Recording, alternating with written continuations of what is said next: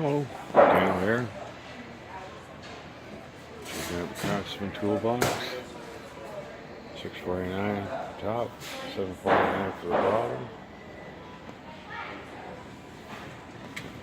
So I really hate to say it, these things are cheap to me. At least with these ones you can pull out slides. And also the new Husky ones you can't pull slides back out and pop it in.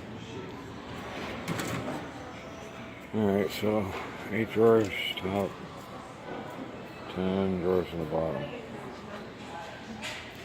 And they say 100 pounds per drawer. Soft close ball bearing slides.